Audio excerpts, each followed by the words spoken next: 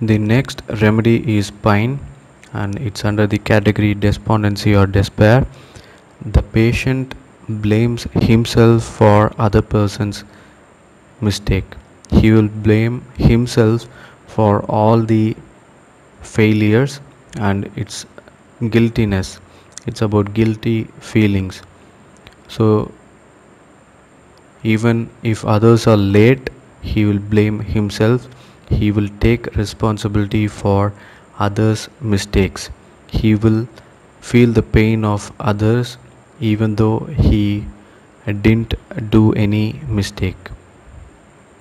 So if you find people saying like that, then pine is the remedy for them. There will be despondency or despair situation, so you can easily judge this remedy. And its opposite of willow we'll see in the coming chapters about the remedy willow.